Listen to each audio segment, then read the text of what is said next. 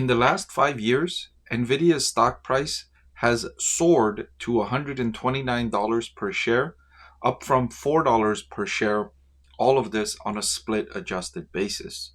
So understandably, some investors are feeling like they missed out on Nvidia stock, like it's too late to buy Nvidia stock, and they're looking for another AI stock they can buy instead. Now, I don't feel that way. I don't think it's too late to buy Nvidia stock, but I understand if you do. And so I'm going to bring you one AI stock you can buy instead of Nvidia if you feel like it's too late to buy Nvidia stock. I want to thank the Motley Fool for sponsoring this video. Visit fool.com/Parkev for the 10 best stocks to buy now. And that AI stock I'm going to bring you in this video is Qualcomm. Qualcomm is generating incremental revenue growth from new categories to offset the rising saturation of its smartphone market. Qualcomm's revenue growth accelerated in recent quarters to 11.15%, and that's closer to its long-running revenue growth expectations. Now, Qualcomm's business is cyclical. As you see here, revenue growth rates fluctuate. Over the last decade, you've seen revenue growth rates above 40% in some quarters and negative in other quarters. Longer term, however, Qualcomm's revenue growth rate should re-accelerate as it's introducing new products like its Snapdragon for personal computers, and it's gaining traction in automotive markets, two categories that will add incremental growth to Qualcomm's saturated smartphone business. And longer term, Qualcomm has done an excellent job in generating billions of dollars in operating income. You'll see the chart here going back a decade. Qualcomm's operating income over a trailing 12-month period totaled $8.7 billion in the most recent timeline, and that was over $15 billion at one point in 2022 as the world spent more money on electronics, as they were spending more time at home, and governments worldwide stimulated their consumers with several different types of fiscal stimulus. In the United States, you will recall that consumers received stimulus checks in excess of $600, sometimes in excess of $1,000. And then if they were unemployed, they got an unemployment stimulus benefit on top of the existing unemployment benefits they were getting.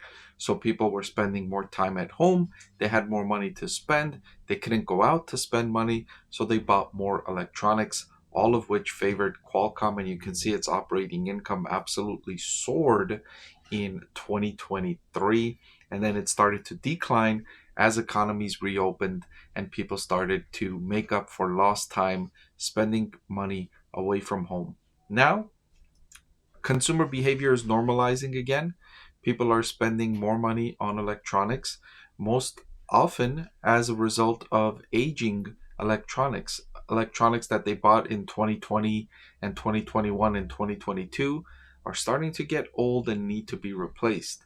Now, personal computers need to be replaced on average every 4 to 6 years, and Qualcomm's entry into the personal computer market comes just as that market is entering its replacement cycle.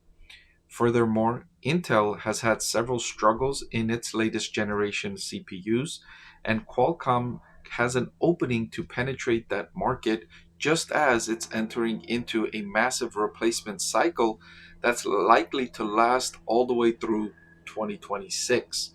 So Qualcomm's revenue growth and profitability prospects look very good, at least in the near term. Similarly, when you look at Qualcomm's cash flow from operations going back a decade, you see the company is generating significant cash flow every quarter in the several billions of dollars, sometimes close to $5 billion.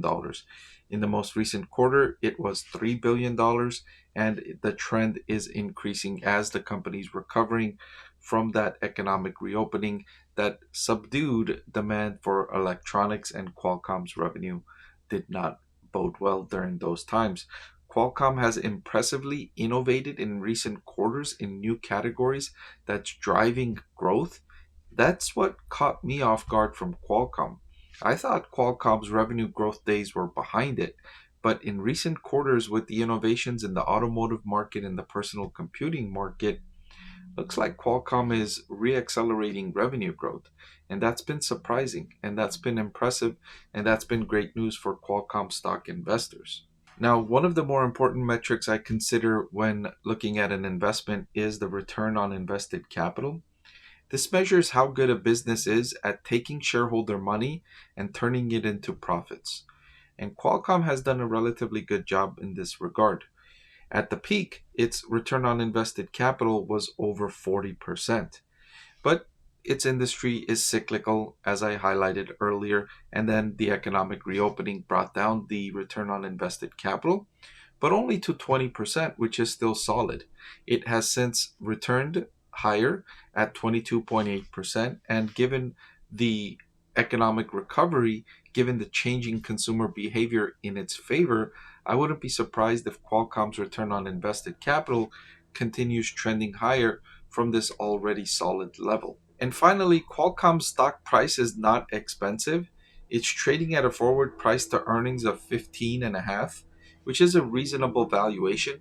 It's trading at cheaper than the average stock in the S&P 500, and that's understandable because its growth is only now reaccelerating, and it hasn't yet proven to the market that this reaccelerating growth is sustainable. So investors are still skeptical about Qualcomm stock, understandably so. But at its current value of a forward PE of 15 and a half, it offers long-term investors a good risk versus reward. Now, I'll go back to what I said in the beginning of the video.